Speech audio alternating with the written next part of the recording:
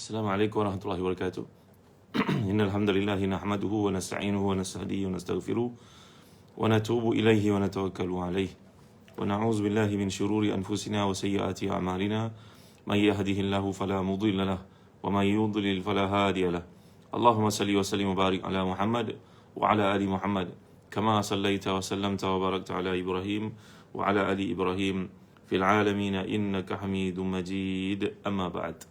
Assalamualaikum tuan-tuan dan puan yang dimuliakan sekalian. Bicara kita pada pagi ini daripada kitab Bidayatul Hidayah karangan Al-Imam Al-Ghazali, dan kita berada pada muka surat ke-94.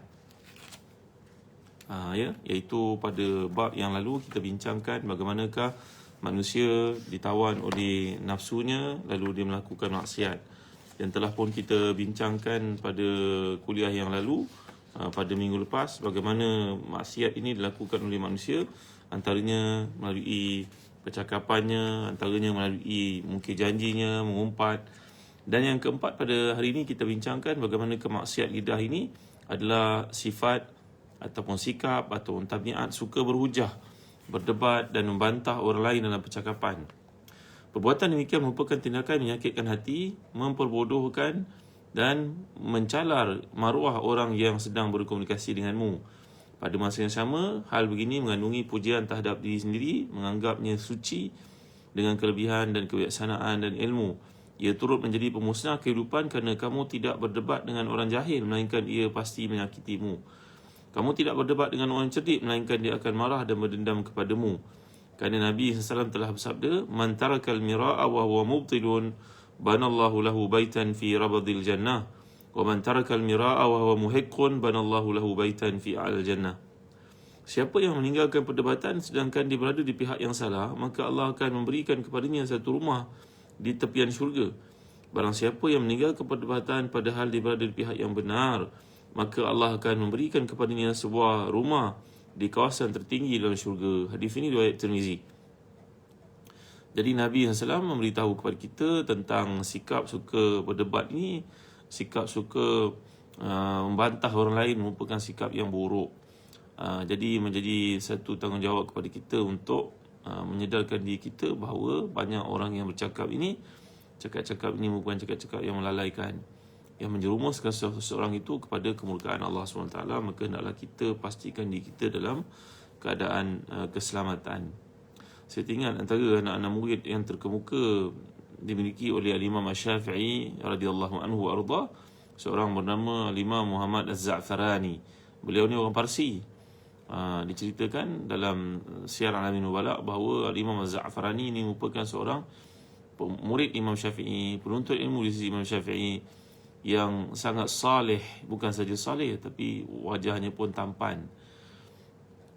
Jadi Az-Za'farani ini merupakan seorang yang tidak pernah dikecam ataupun dicela oleh sesiapa pun kerana sikapnya sendiri yang tidak mencela orang lain dan tak suka berdebat dengan orang-orang lain. Apa saja perdebatan kita, sebenarnya orang berdebat dengan kita dia ada point lah tuan-tuan. Jarang sekali dia mahu menerima kebenaran yang kita bawakan, jarang. Kalau Imam Syafi'i, beliau berdebat dengan seorang, beliau mengatakan, aku mengharapkan daripada Allah SWT supaya Allah menerbitkan kebenaran itu dari lidahnya, bukan dari lidah aku.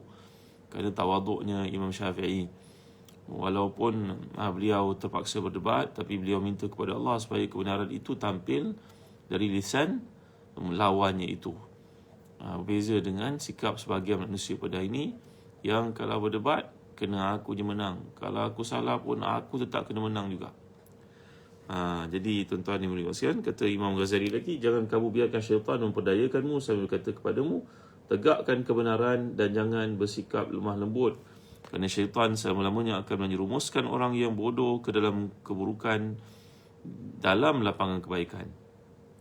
Jadi syaitan memperdayakannya untuk melihat kebaikan apa yang dilakukan, sebaliknya dalam kebaikan itu syaitan memperdayakannya, suruh berdebat untuk menampakkan kebenaranmu supaya orang tahu Islam itu benar, supaya orang tahu bahawa kamu ni mendapat pendidikan luar negara, supaya menampakkan kamu ni adalah orang yang paling tinggi makamnya.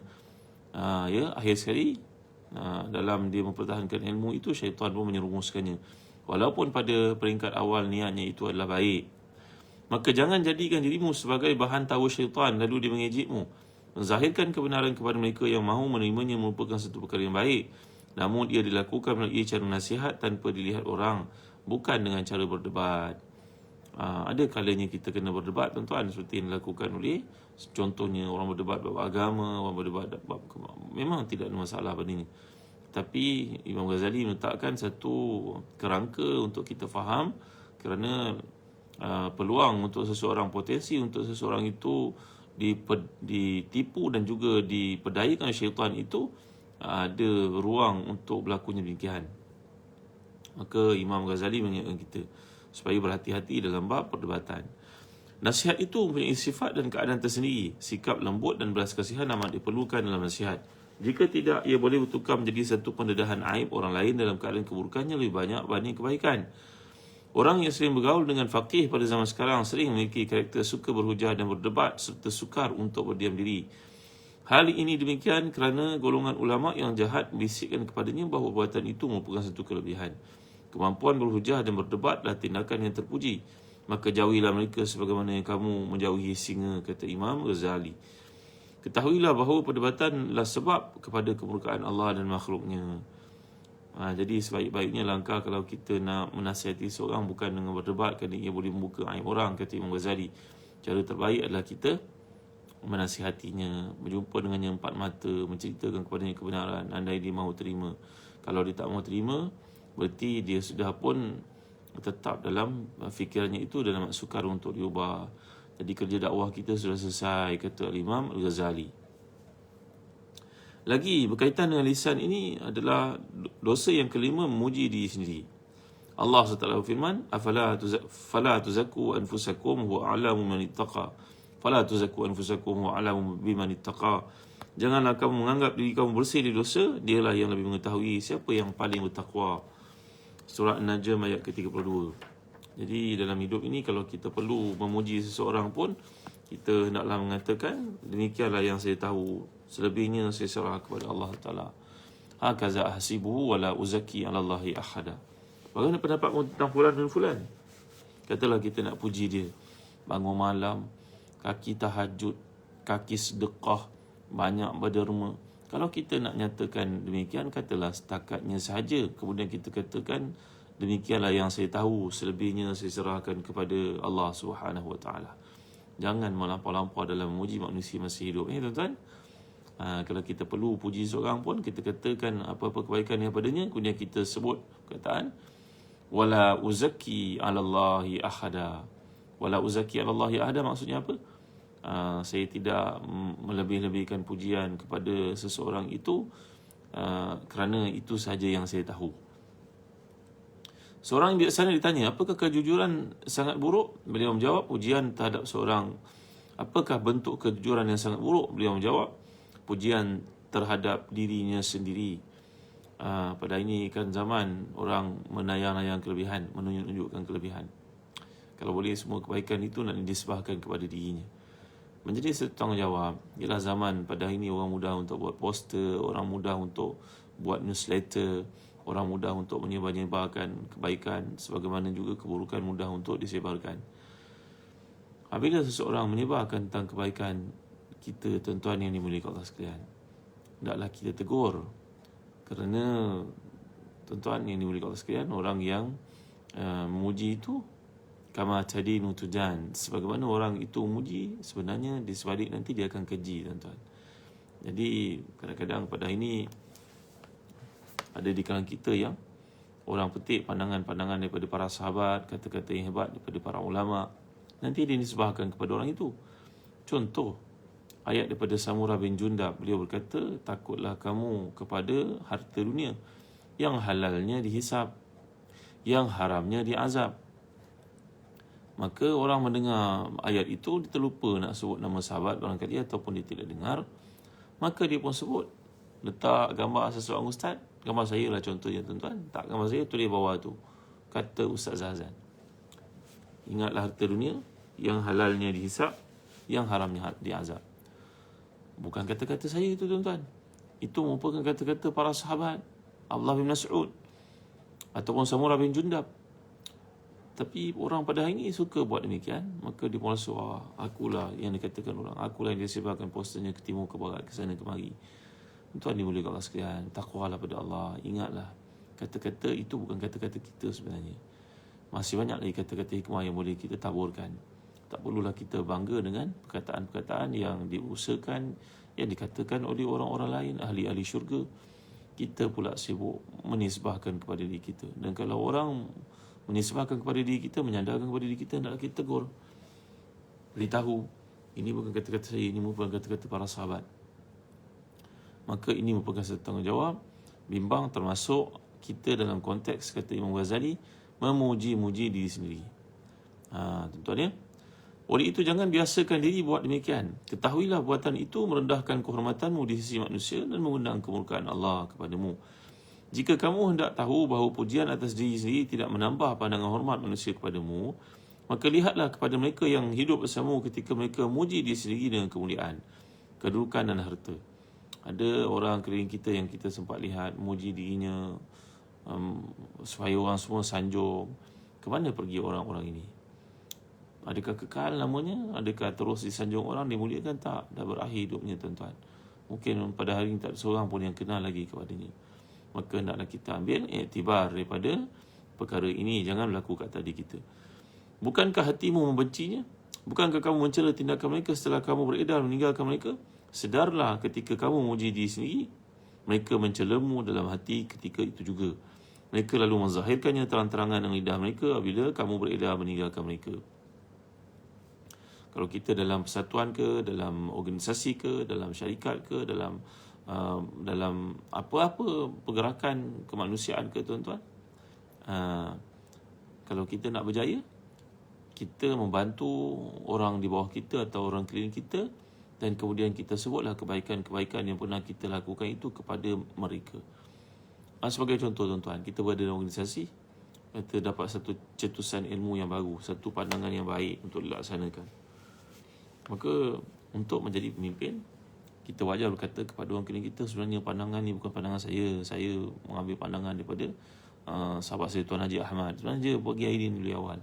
Padahal idea kita. Rugi tak tuan-tuan? Ahmad yang berkenaan dalam organisasi pun fikir, aku, ya Allah baiknya bos, idea ni sebenarnya aku, dia yang cadang pada aku pun dia kata aku punya idea pula. Tuan-tuan dimuliakan Allah sekalian, demikianlah sikap orang berjaya. Itu sebab kalau kita baca kata-kata motivasi, kalau engkau nak berjalan pantas, jalanlah seorang diri. Tapi kalau engkau nak berjaya, berjalanlah beramai-ramai. Bila berjalan beramai ni, kena raikan manusia ramai. Tak boleh kita saja saya, semuanya saya. Jadi menjadi seorang leader bukannya menjadi seorang manager, tuan-tuan ya. Baik, seterusnya saya nak ajak tuan-tuan untuk mengenali satu pattern korma yang menarik, satu type korma menarik, namanya korma McJoel. Ya, tuan-tuan, korma McJoel ni datang dari Palestin. Baru sampai, ya Allah, amat menggiurkan. Nampak dalamnya berair seperti ini, saiz yang besar. Inilah korma yang disebut oleh Allah dalam surah Maryam ayat 25. Huzi ilaiki bijiz'in nakhlati tusaqit alaiki rutaban janijah. Gegarkan olehmu wahai Maryam pokok kurma itu, nescaya akan jatuh buah-buahnya yang segar untuk kamu. Inilah buah kurma McJoel yang dimaksudkan oleh Allah dalam surah Maryam ayat 25. Bila Maryam AS melahirkan Isa, tenaganya hilang, badannya keletihan, maka Allah suruh makan kurma. Inilah kurmanya tuan-tuan, McJoel. Tak lama lagi kita nak menghadapi Ramadan tuan ni. Boleh start puasa-puasa sunat sekarang. Marilah gunakan kurma McJoel. Kami di Zazan Travel ada menjualnya. Demikian juga kami ada kurma ajwa dari Madinah. Alhamdulillah, kami sekeluarga suka makan ajwa ni. Ajwa yang disebut dalam hadis Nabi SAW, man tasabbaha bi sab'i tamaratin ajwatan lam yaduruhu sumun wala sihrun. Siapa yang makan kurma ajwa 7 biji sehari, maka Allah akan pelihara daripada bahaya racun dan juga sihir. Alhamdulillah ni kurma ajwa. Tengok kurma ajwa, Masya Allah, ini pun sangat menggiurkan. Lihat tuan-tuan, ajwa ni dikatakan kurma Nabi SAW. Kalau kita pergi ke Madinah, kita pergi ke Saudi, orang kata kurma Nabi. Wallahu a'lam, dalam setengah riwayat mengatakan inilah kurma ditanam oleh Nabi SAW. Baik, jadi kita melihat orang keliling kita yang muji, menyanjung diri sendiri, kita pun meluat, kita pun benci, kita pun dalam hati kita tidak menggemari sikap demikian, maka demikianlah sikap orang kepada kita bila kita memuji, menyanjung diri kita sendiri. Tak perlulah tuan-tuan, tak perlu nak cerita kelebihan kita, keluarga kita, anak-anak kita, tak perlu. Itu tak perlu.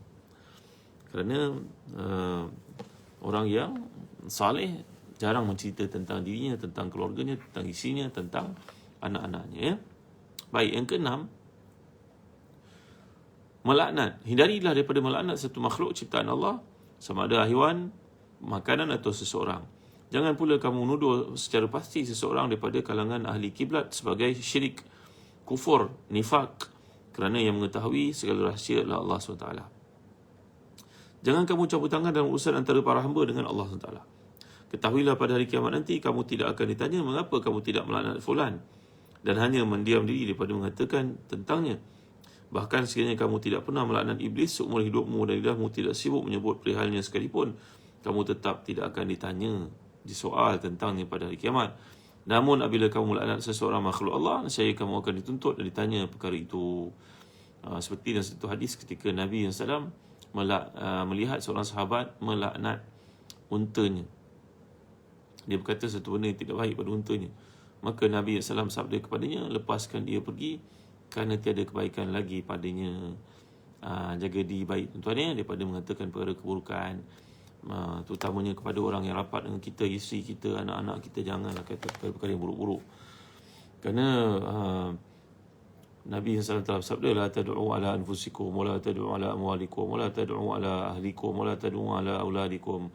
Janganlah kamu mendoakan keburukan untuk diri kamu, keluarga kamu, anak-anak kamu, isteri kamu, harta benda kamu.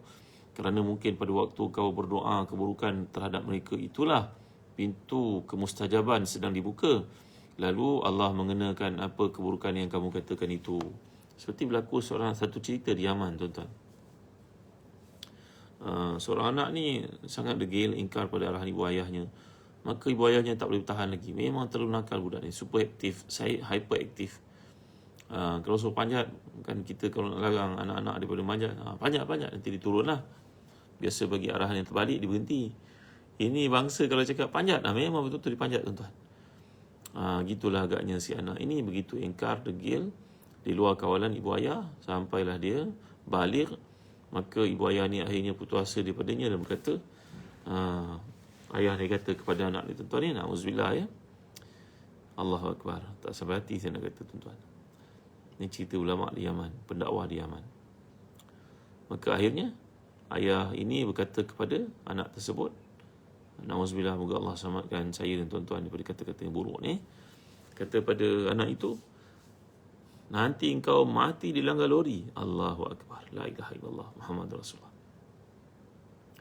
Tiba-tiba tak lama lepas tu, anak yang sangat dimurkai oleh ayah ibu yang telah pun doakan keburukan terhadapnya tadi, budak itu berubah. Inilah hidayah Allah ni mampu membuat siapa saja. Sayyidina Umar Khattab radhiyallahu anhu yang asalnya musuh Islam tukar menjadi orang paling cinta kepada Islam. Ini semua boleh berlaku, tuan-tuan dimuliakan Allah sekalian. Khalid Walid yang telah membantu tentera kafir untuk menyerang dan mengalahkan kaum Islam di Uhud, akhirnya menjadi seorang singa Allah, seorang pejuang yang hebat. Perubahan hati itu urusan Allah, tuan-tuan. Ikrimah bin Abi Jahal sebagai contohnya, bersama dengan ayahandanya menentang Nabi habis-habisan, akhirnya menjadi seorang sahabat yang sangat mulia, yang hebat. Hidayah sampai ke dalam hatinya. Maka budak muda ini pun berubah. Kini dia tidak lagi lalai. Dia sering menemani seorang ulama' di Yaman pergi menyampaikan ilmu. Dipandu kereta untuk ulama' itu, jadi pemandu, driver.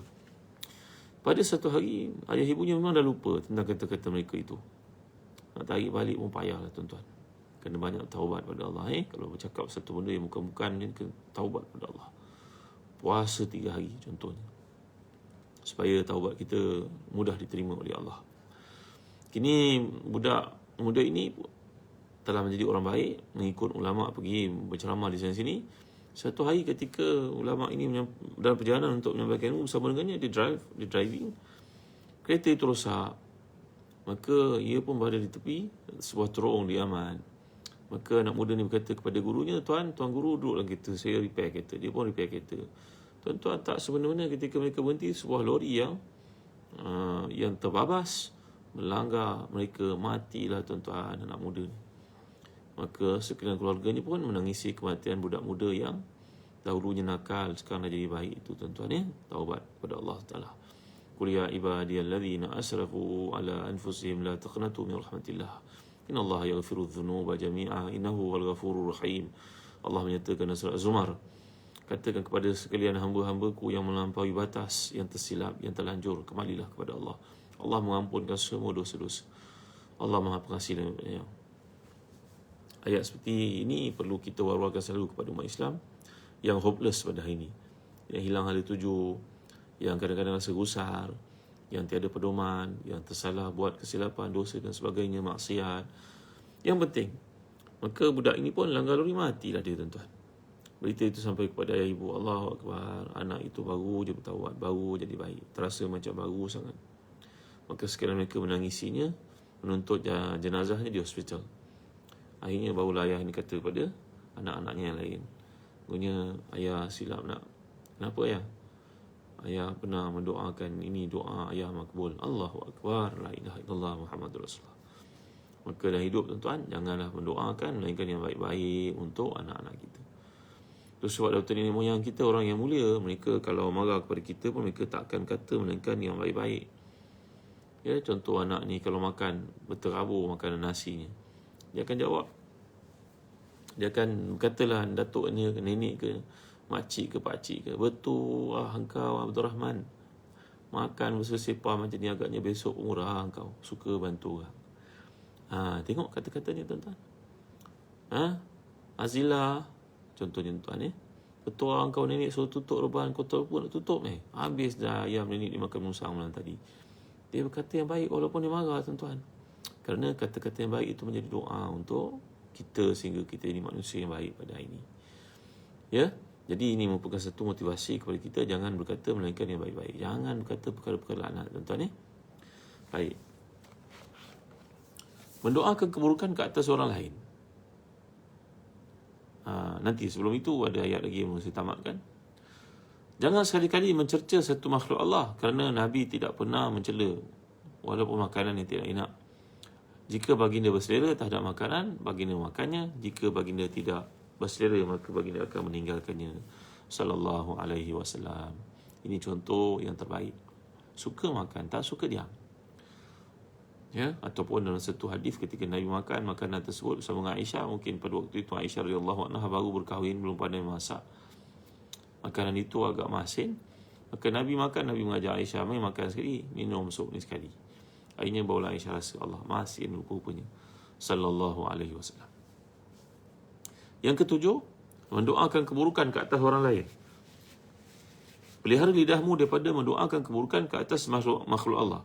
Jika dia menzalimimu, serahkan saja urusan itu kepada Allah. Kerana nyatakan dalam satu hadis, innal mazlum la yad'u ala zalimi hatta yukafiahu thumma yabqa lizalimi fadlun 'indahu yutalibuhu bihi yaumil qiyamah. Sungguhnya orang yang dizalimi mendoakan keburukan ke atas orang menzaliminya sehingga dia keduanya setimpal. Kemudian orang yang zalim itu mempunyai lebihan untuk dia menuntut hal itu daripadanya pada hari kiamat. Jadi saya pernah cerita pada tuan-tuan, kalau kita dizalimi oleh seseorang, doalah dengan ayat yang Nabi SAW ceritakan kepada kita berlaku kepada pemuda Ashabul Ukhdud itu, iaitu Allahumma kfinihim bima syi'ta. Allahumma kfinihim. Kalau orang yang menzalimi kita itu ramai, Allahumma kfinihim bima syi'ta. Ya Allah, cukupkan aku, selamatkan aku daripada mereka, kejahatan-kejahatan mereka dengan cara yang kau lebih tahu. Kalau yang menzalimi kita seorang perempuan, Allahumma kfiniha bima syi'ta. Ya Allah, selamatkan aku daripada kejahatannya dengan cara yang kau lebih faham, kau lebih tahu.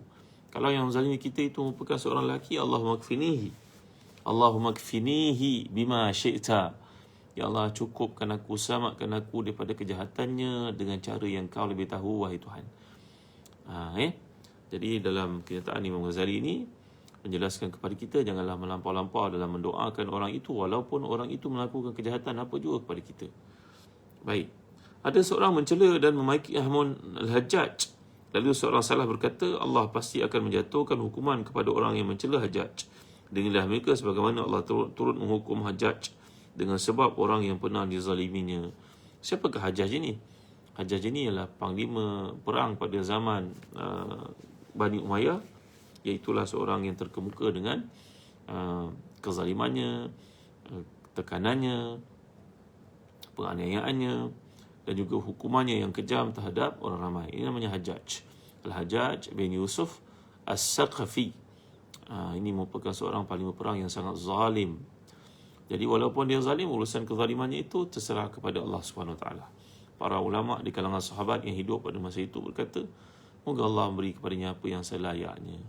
Mereka tak kata lebih-lebih terhadap Hajjaj, walaupun dia seorang yang sangat zalim. Tuan-tuan dimuliakan Allah sekalian.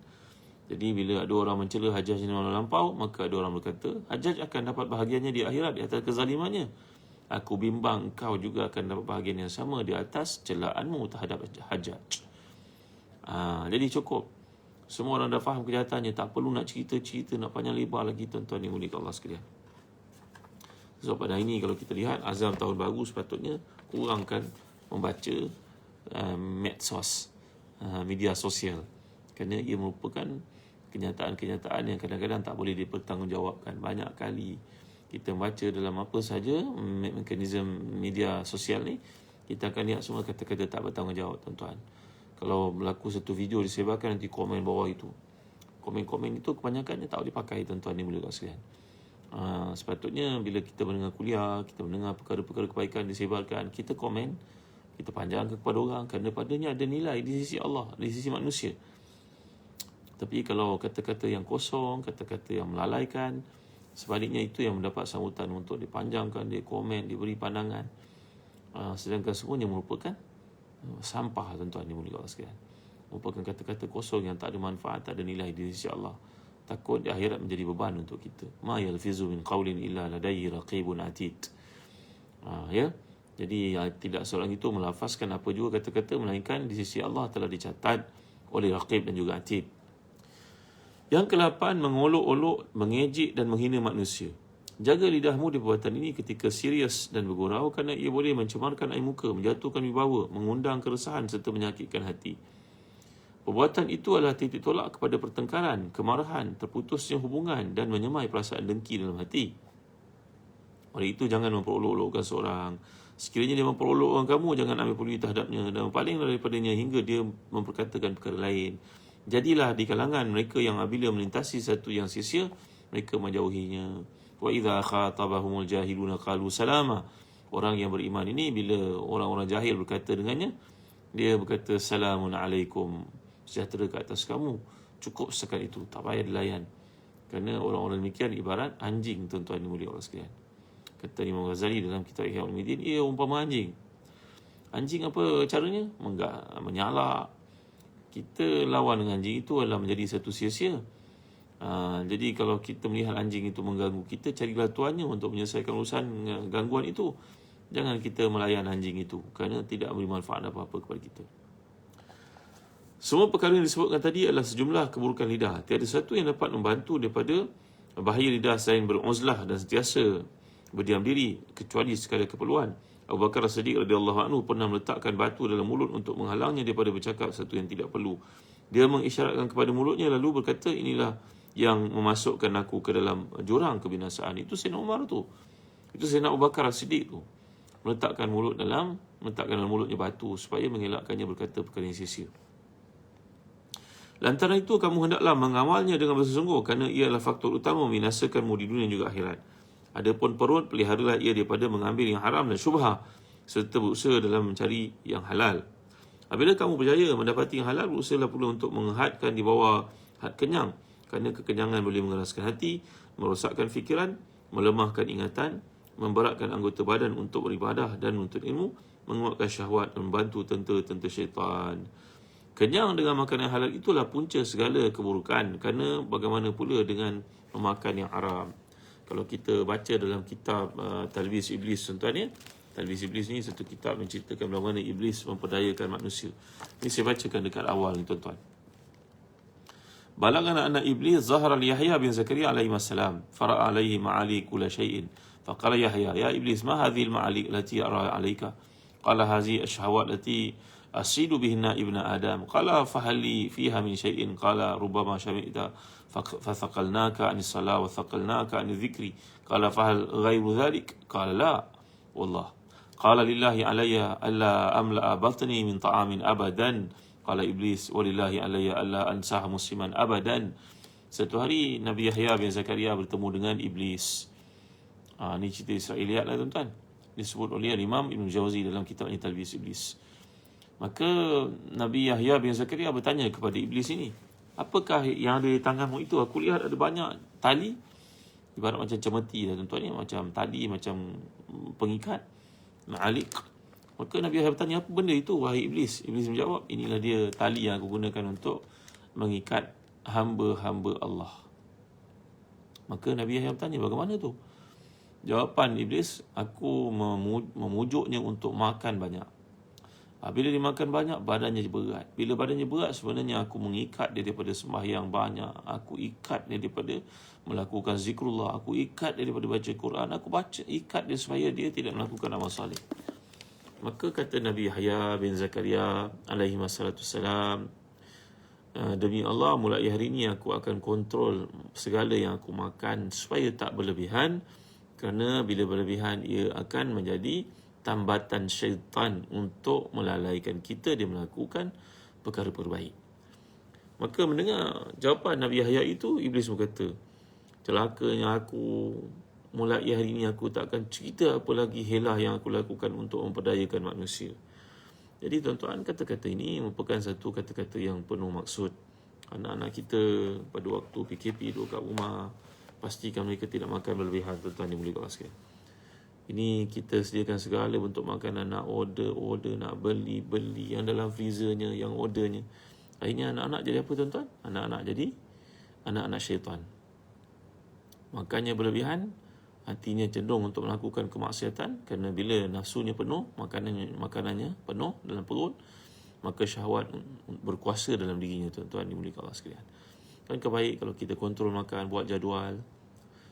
Sebagai contohnya, galakkan mereka berpuasa pada hari-hari putih. Sekaranglah masa untuk berkenalan dengan hari-hari putih, masa untuk mengetahui kelebihan puasa Isnin dan Khamis. Ahli falak mengatakan pada hari-hari putih itu sebenarnya anggota badan kita menjadi lemah, sel-sel badan kita banyak yang mati. Kerana maka Allah SWT menjadikan bulan pada malam itu penuh. Maka digalakkan kita, kerana ada kaitan dengan segala sistem yang Allah jadikan ini, kita digalakkan untuk berpuasa, untuk strengthen balik semula sel-sel dalam badan. Itu kata-kata ahli astronomi, tuan, ahli falak muslim sebenarnya. Itu sebab Nabi SAW tidak meninggalkan puasa-puasa sunat pada hari-hari tersebut. Nabi sentiasa galakkan kita untuk puasa sunat. Ini contoh untuk memberitahu kepada kita bahaya makan berlebihan, kerana ia menjadi perangkap kepada syaitan. Baik, mencari yang halal adalah fardu ke atas setiap Muslim. Beribadah untuk ilmu, namun makan yang haram umpama membina binaan di atas longgokan sampah. Allahu Akbar. Inilah tamsilan yang menarik Imam Ghazali bawakan. Buat binaan atas kawasan bersampah. Macam mana tuan-tuan? Kita nak tambah satu tempat, nak buat rumah, maka panggillah lori mengangkat tanah. Rupa-rupanya bukan tanah yang diangkat, sampah semua penuh lori itu. Agak-agak boleh tak tuan-tuan bina rumah di atas tempat yang bersampah? Konkrit tak lantai itu agak-agaknya? Footing tu kuat tak? Kukuh tak? Tak kan tuan-tuan? Maka demikianlah orang yang beribadah tapi makan secara berlebihan, yang akan mengakibatkan ibadahnya rosak, terganggu. Ya Allah, inilah kesan daripada ibadah yang dilakukan kerana tidak menjaga makan. Baik, apabila kamu rasa cukup sepanjang tahun hanya dengan memakai baju yang kasar, serta siang dan malammu dengan 2 keping roti yang dibuat daripada gandum berkualiti rendah, meninggalkan keinginan merasai makanan lazat, nescaya apa yang mencukupimu tadi tidak akan menghalangmu untuk mencari yang halal, sedangkan banyak perkara yang halal. Jadi Imam Ghazali mencadang kepada kita makanan yang simple, yang sederhana sudah mencukupi. Itu sebab ketika Umar bin Abdul Aziz menjadi khalifah, beliau mendengar salah seorang daripada gubernurnya, Maslamah, yang sangat kuat makan. Makanannya mesti hebat-hebat. Jamuannya mesti, ialah dia keturunan diraja, maka jamuannya mesti yang mahal-mahal. Tak ada makanan yang macam tu cukup menu ni dia tidak hadir. Ataupun dia akan marah pada tukang masak. Ialah dia gubernur Madinah. Maka Umar bin Aziz bertindak nak mendidiknya.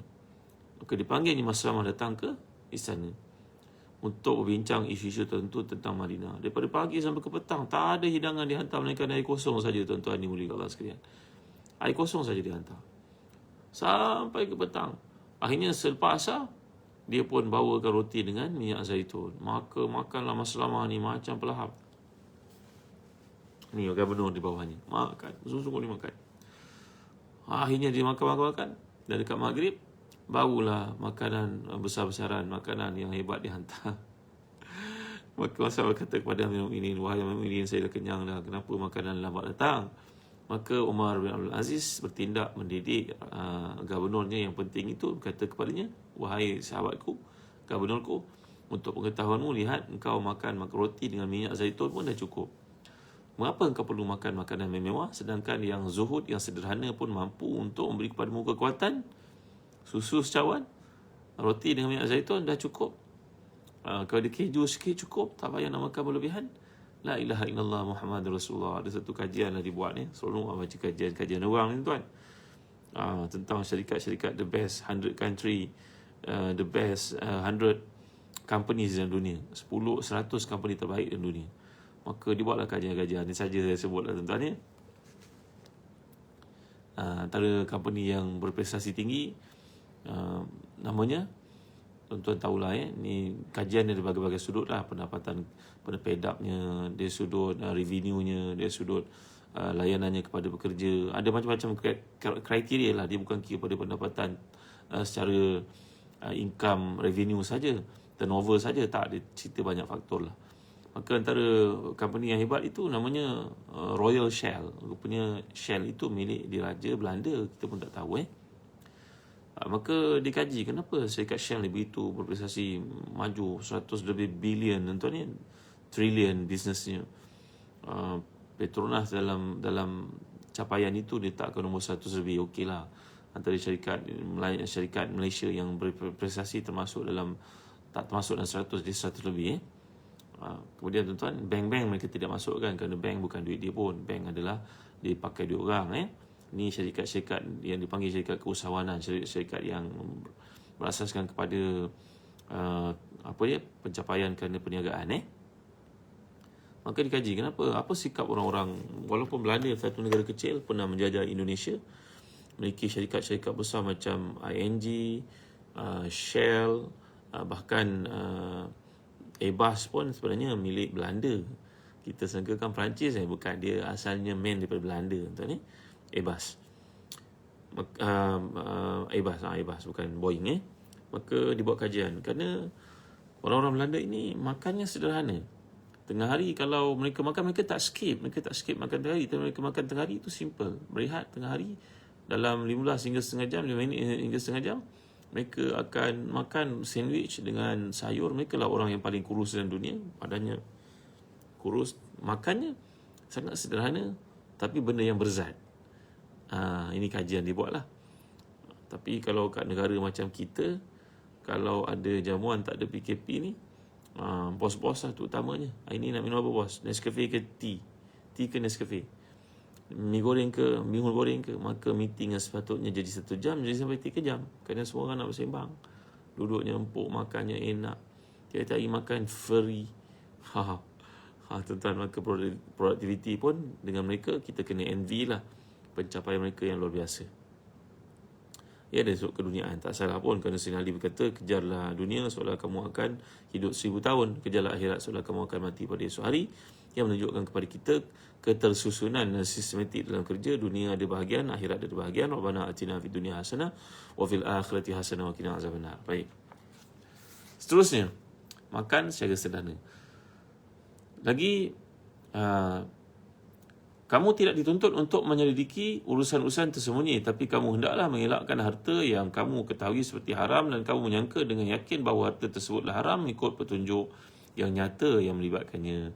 Harta yang diyakini haram maka sudah jelas, sementara harta yang disangka kuat sebagai haram melalui tanda yang ada padanya, ia adalah harta pemerintah dan para pegawainya. Harta siapa yang tidak bekerja melainkan dengan upah meratap jenazah, arak, riba dan alat muzik, bertiup dan alat-alat yang melalaikan sedia diharamkan. Ini benda-benda yang dipanggil sebagai kerja yang tak dibenarkan kita untuk terlibat, tuan ya. menangis dengan sebab matinya seorang. Ini kalau di negara Arab tertentu ada kumpulan yang kerjanya macam kumpulan nasyid. Bila ada kematian, mereka diupah untuk menangisi kematian itu. Mereka menangis bersungguh, mereka akan cakar-cakar muka, koyakkan pakaian, konon-kononnya untuk ada happening pada hari kematian itulah. Ini amalan orang-orang jahiliah, tuan-tuan ni boleh kawan sekalian. Ada lagi amalan-amalan jahiliah orang Arab ini. Di setengah-setengah negara seperti di Dubai, orang yang terlalu kaya ni tuan-tuan, mereka kalau datangnya kenduri kahwin, nanti dia hantar satu dulang, sebesar-besar dulang tuan-tuan. Nasinya membukit tingginya. Kadang-kadang di atas dulang itu ada anak unta pula tersergam. Tadi masak macam mana kaedah masakannya. Dia hantar dulang itu untuk dinikmati oleh 4-5 orang saja. Maksudnya ada sudu yang besar tu makan. Yang menghantar dulang tu kena tunjukkan dia generous. Yang makan itu tak boleh tunjukkan dia pelahap. Maka dulang yang besar dengan nasi berkoyan-koyan tu tuan-tuan, dengan anak unta yang telah dimasak siap enak itu, orang makan cuma 4-5 orang. Tuan-tuan bayang boleh habis makan tak? Ni jahiliah tuan. Maka mereka pun makan 3-4 suap, kemudian dulang itu pun diangkat ke belakang hotel. Belakang hotel tunggu lori sampah untuk dibuang makanan itu. La ilaha illallah. Sedangkan tak jauh dari situ di Syria orang kelaparan, di Yaman dekat sangat orang kelaparan. Tak ada difikirnya tuan-tuan. Yang mereka sibuk fikirkan apa yang ada di antara dua bibir dan apa yang ada di antara dua peha. Untuk makan sekenyang-kenyangnya, kemudian melakukan maksiat sebanyak-banyaknya. Allahu Akbar, la ilaha illallah, masya-Allah, tabaraka wa ta'ala. Dubai ini dipanggil sebagai syurga dunia. Malahan pemerintah Dubai pun tidak malu, tidak segan buat syurga. Nak tunjukkan keindahan syurga, macam inilah keindahan syurga. Allahu Akbar. Mungkin niatnya baik, nak menunjuk kepada kita hebatnya Quran menggambarkan syurga, dicuba untuk buat replika. Tapi di sudut yang lain, buat demikian seolah-olah menunjukkan dia terlalu kaya, dia pun boleh buat syurga macam Allah SWT. Kerana banyak sangat indikator yang menunjukkan sifat lalainya itu. Ketika Sayyidina Umar berkata, la yajtami'u fil jazirati dinani, di jazirah Arab ini tidak akan berhimpun dua agama, semuanya kena orang Islam sahaja. Tiba-tiba pemimpin Dubai sanggup untuk mewakafkan sebahagian besar tanahnya untuk buat kuil, untuk buat wat, untuk buat apa lagi, temple untuk orang-orang Sing, untuk buat sebesar-besar gereja. La ilaha illallah Muhammadur Rasulullah. Engkau mencabar Tuhan Allahu Akbar, la ilaha illallah, masya-Allah, tabaraka wa ta'ala. Inilah sifat Firaun yang sangat dibenci oleh Allah SWT. Wa hadhil anharu tajri min tahti. Ini sungai mengalir bawah tapak kaki aku. Dengan sombong angkuhnya. Jadi pemerintah Dubai pada ini jangan biadab pada Allah SWT. Mereka membuat kenyataan-kenyataan yang menunjukkan seolah mereka terlalu kaya, boleh buat apa sahaja, mencabar Allah SWT. Baik. Jadi tuan-tuan dimuliakan sekalian, ini merupakan perkara-perkara haram, perkara-perkara lalai, perkara-perkara yang menunjukkan kepada pembaziran. Baik. Hal demikian kerana seseorang yang kamu tahu kebanyakan hartanya tadi adalah haram, secara pasti, lalu kamu ambil daripadanya walaupun dipastikan daripada sumber yang halal, walaupun sedikit, ia tetap haram kerana sangkaan tersebut lebih kuat. Kita sebagai contohnya bekerja, kita ada pilihan untuk bekerja, banyak tempat untuk bekerja. Mengapa kita pergi bekerja dekat convenience shop yang ada jual arak? Tak ada kerja lain ke? Ni soalan kan. Kita tahu bahawa serve arak dalam kapal terbang itu hukumnya haram. Tak ada kerja lain ke? Cuba tanya di sini. Jadi ini maksud Imam Ghazali. Jangan kita bekerja di tempat yang haram, mengambil daripada yang haram, padahal kita pasti ada banyak ruang untuk bekerja. La ilaha illallah Muhammadur Rasulullah, masya-Allah, tabaraka wa ta'ala. Seorang sahabat saya usahawan ayam ternak kampung.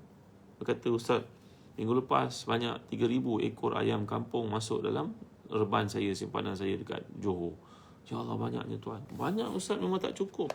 Satu hari je orang beli beratus-ratus ekor ayam. Tak sempat besar orang beli. Sebab restoran-restoran India Muslim, mamak ni semua nak ayam kampung.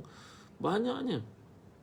Tapi masalah saya pekerja tak ada Ustaz. Kalau boleh saya nak tambah lagi stok ayam kampung. Nak beli banyak. Tapi tak ada orang nak bekerja. Orang-orang muda, anda belajar hebat dekat universiti, ambillah peluang untuk berternak, jadi usahawan ternak, kan bagus. Banyak peluang untuk berjaya. Ternak kambing, ternak lembu, ternak ayam. Kalau kita tak nak risiko, tak reti, kita pergi kerja dengan orang dulu. Ambil pengalaman, setahun, 2 tahun. Kemudian agak-agak kita mampu untuk buat sendiri, beritahu pada bos kita, cakap, jangan tak cakap.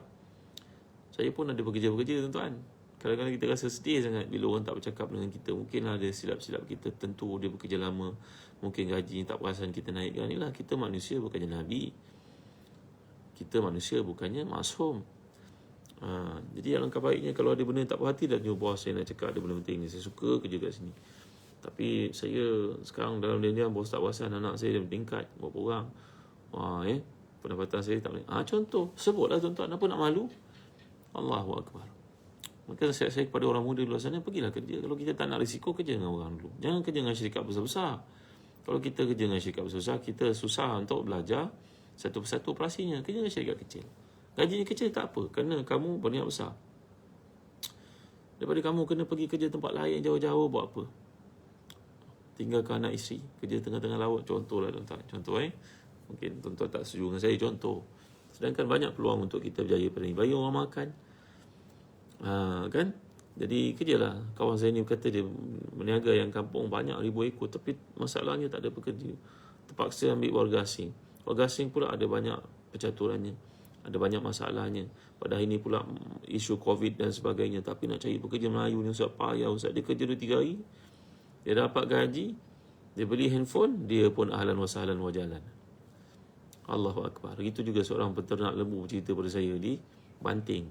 Betul Ustaz, saya ternak lembu saya membiak, bertambah alhamdulillah syukur, tapi nasib pekerja ni payah. Akhirnya kena ambil pekerja asing. Pekerja asing ni terbatas lah bilangannya, ada permit, ada apa, semua susah nak uruskan. Akhirnya perniagaan kita tak boleh maju ke depan. Kurangnya apa dia panggil, manpower, susah nak dapat manpower. Baik tuan, bekerja dulu dengan orang, nanti bila ada peluang bukalah sendiri. Kata pada bos, baik bos, saya dah bekerja dengan bos, semua benda saya tahu, saya nak buat sendiri lah. Mungkin bos cakap, jangan buka. Bukan nak buka pun, buka tempat jauh dari saya bagi dana, saya tetap ada share kat situ. Senang tuan-tuan. Kita nak berniaga bukan susah sangat. Cakaplah pada bos kita, tapi bekerjalah bersungguh dulu. Nasihat kepada anak-anak muda. Sebenarnya berniaga ni bukan payah pun. Apa-apa benda pun boleh berniaga tuan-tuan. Apa benda sekalipun. Ustaz cakap ni macam Ustaz ni jutawan. Tak ada tuan-tuan. Saya bekerja dengan bidang agama, bidang buku-buku, benda yang saya faham. Tapi saya rasa pelik kadang dalam hidup ni bila orang terpaksa jual benda yang haram untuk dapat duit. La ilaha illallah Muhammad Rasulullah, masya-Allah tabaraka wa taala. Banyaknya ruang peluang untuk berjaya. Kenapa kita kena jual benda yang haram? Kenapa kena terlibat untuk jual benda-benda yang haram baru dapat duit banyak? Tuan-tuan, jual alat timbang kati dari negara asing, negara jiran untuk kecantikan. Takkan itu saja cara untuk berjaya? Allahu Akbar, la ilaha illallah, insya-Allah tabaraka wa taala. Tak apalah. Kembali ke topik kita bincang ni. Antara sumber haram yang pastilah harta wakaf yang dimakan dan tidak memenuhi syarat wakaf. Ini pun satu masalah yang berlaku. Pada hari ini, teguran ni kerana Allah lah. Semua orang nak buka mahat tahfiz. Baguslah untuk bela anak yatim dan sebagainya. Tapi selalu kita dapati dananya tak cukup. Kan kebaik kalau kita bersatu beramai-ramai, buat persatuan dan uruskan di bawah persatuan. Kenapa tiap-tiap orang kena buka mahat tahfiz pula? Kadang status tanahnya tak clear, sumbangannya tidak clear, masuk dalam akaun siapa memantaunya, siapa auditnya, semua tak clear. Jadi tuan-tuan yang boleh waksakan, pantau, lihat, maka jangan ambil kesempatan pada harta orang ramai. Orang wakafkan untuk rumah yatim, kita pun ambil situ 30% untuk gaji kita, bagi pula pada isteri gaji. Kemudian makanan isteri pula sediakan, ambil duit lagi. Ini cara pemantauan tak betul tuan-tuan. Kena tegur, dibetulkan. Jangan kita ambil kesempatan di atas sifat penderma yang ramai di kalangan umat Islam Malaysia pada hari ini. Semua orang bukan mentahfiz, kan baik macam nasihat guru kami ketika datang dari Syria. Kan kebaik kalau engkau ni pandai bahasa Arab, engkau ni pandai hadis, engkau pandai Quran, engkau pandai fiqh, engkau semua satu buat konsortium, buat satu mahat tahfiz. Ni buat. Kami dekat Syria yang merupakan ulama-ulama besar pun tak buat mahat tahfiz. Kata guru-guru kami ketika datang ke Malaysia, terkejut melihat banyaknya sangat mahat tahfiz yang ada. Apa tujuan di sebaliknya? Wallahualam. Tak boleh belah dalam hati manusia. Tapi zahirnya kita nampak cara pengurusan yang tidak berhikmah, berhemah. Asyik nak minta derma pada orang ramai. Ini perlu dibetulkan tuan-tuan. Perlu dibaiki. Baik. Maka siapa yang tidak menuntut ilmu agama, harta wakaf yang diambil dari tempat pengajian adalah haram. Siapa yang ambil harta wakaf tidak menuntut ilmu agama, ini kata Imam Ghazali haram. Harta pewakaflah untuk tujuan orang menuntut ilmu yang baik, perkara kebaikan diwakafkan untuk orang ramai, maka janganlah kita ambil kesempatan padanya. Baik tuan ya. Sesiapa yang melakukan maksiat hingga kesaksiannya tertolak, maka harta wakaf atau selain daripadanya tidak halal untuk diambil. Allah, Imam Ghazali memperincikan lagi. Ada seorang cerita, berkata dia merupakan PIBG dalam satu sekolah agama, PIBG. Maka anak-anak di situ ramai yang hafal Quran. Ini sekolah kerajaan tuan-tuan, dengan cara yang proper, yang betul, sistematik. Maka ramai yang hafal Quran dengan cara kerajaan. Dia panggil sekolah ini sekolah Tamwa, Tahfiz Ulul Albab, Tahfiz model Ulul Albab, dipanggil Tamwa. Maka orang dalam PIBG ni kata dia, maka ramai orang kenal dia. Maka dia bila pergi kedai, orang cakap, tuan PIBG sekolah kan, tolong bawa pisang ni, pisang ni bertanda-tanda ni, tolong bawa pisang ni, hantar pada budak-budak biar mereka makan pada hari Jumaat nanti. Maka dia pun bawa pergi, selalulah dia bawa tuan. Sehingga berlaku musim PKP baru-baru ni, maka sekolah pun ditutup. Tapi pemilik kedai Aceh itu masih lagi beri kepadanya, tuan ini pisang tolong bawa. Maka dia pun dengan penuh amanah berkata kepada tukang kedai ini, tuan terima kasih, pisang yang tuan hantar semua saya hantar ke sekolah, tapi sekarang sekolah tutup. Nampak bimbang dia tak makan yang haram tuan-tuan.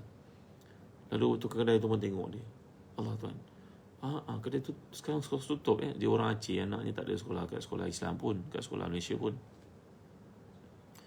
Tak apa tuan, kerana tuan ni orang jujur, orang baik, saya bagilah pisang ni, ambil lah tuan, makanlah sekeluarga. Niat saya untuk sedekah, saya tidak mahu diganggu. Tak apa, nanti saya ambil separuh, separuh lagi saya hantar ke masjid. Allahu Akbar. Tengok tuan, orang risau, orang baik-baik risau kalau harta yang dibawa pulang itu, yang dimakan itu, dia semua yang haram tuan-tuan, yang syubhah. Kerana pemilik kedai menyangkakan pisang itu dihantar kepada anak-anak tahfiz. Pisang, kalau duit masuk dalam akaun macam mana tuan-tuan? Macam mana nak jawab di depan Allah besok? Dah bercampur pula dengan duit peribadi. Ada orang tanpa segan, tanpa silu minta derma atas nama peribadi, akaun peribadinya. Agak dia malu sikit, tukar pula akaun tu pada nama isterinya. Agak dia boleh pantau tak kalau orang derma RM5, RM10, RM15, RM20, RM30? Dia boleh pantau tak? Siapa yang akan duduk baca statement tu awal ke akhir untuk menjustifikan ini duit saya, ini duit bisnes saya, ini duit orang ramai? Jangan buat kerja yang menimbulkan masalah pada kita tuan-tuan tau. Kerana kata Samurah bin Jundab tadi, ataupun Abdullah bin Mas'ud radhiyallahu anhum, bahawa harta itu yang halalnya dihisab, yang haramnya diazab. Baik, yang terakhir sekali kata Imam Ghazali rahimahullah, kami telah sebutkan berbagai pintu masuk kepada perkara syubhah, halal dan juga haram dalam bahagian khusus dalam kitab Ihya Ulumuddin. Ini ringkasan pada Ihya Ulumuddin kata Imam Ghazali. Itu carilah bahasan tersebut kerana mengetahui dan menuntut yang halal adalah fardu ke atas setiap muslim sebagaimana fardunya sembahyang 5 waktu. Maka janganlah engkau menyangka kewajipan Islam terbatas pada rukun Islam yang 5 sahaja. Ada lagi tanggungjawab yang lain, iaitu mencari yang halal adalah satu kewajipan. Inilah dia bicara kita pada pagi ini tuan-tuan. Ada tuan-tuan minat untuk dapatkan kitab Bidayatul Hidayah ni, tuan-tuan boleh menghubungi juga Zahazan Travel di alamat, di nombor telefon, di WhatsApp number yang ada di bawah ni, bersama dengan korma mekjol yang saya cadangkan tuan-tuan untuk dapatkan tadi. Korma mekjol yang besar ni tuan-tuan, saiz jumbo, saiz besar macam ni, tuan-tuan yang dapatkan daripada Zahazan Travel dengan harga yang menarik. Kabarnya pembekal dah mula menaikkan harga sebenarnya 140-150 sekilo tuan-tuan. Kami jual pada harga pada hari ni murah, baru RM100. Selepas ni mungkin kena naikkan harga. Jadi anda tuan-tuan minat, dapatkan segera sebelum harga dinaikkan oleh pembekal. Ini adalah kurma ajwa. Kurma Rasulullah SAW sabdakan dalam hadis, siapa yang mengambil ajwa 7 biji sehari, selamat daripada sihir dan juga racun. Antas sabah habis sabi tamaratin ajwatan lam yaduru sumun wala sihirun. Juga bagi tuan, saya nasihatkan tuan-tuan untuk dapatkan produk Birkah Habatus Sauda yang Nabi SAW sabdakan merupakan rawatan kepada semua penyakit melainkan kematian. Ini adalah Birkah Habatus Sauda. Saya tunjuk kepada tuan-tuan, dia telah diproses dalam bentuk yang demikian. Tengok, senang untuk dimakan. Bismillah.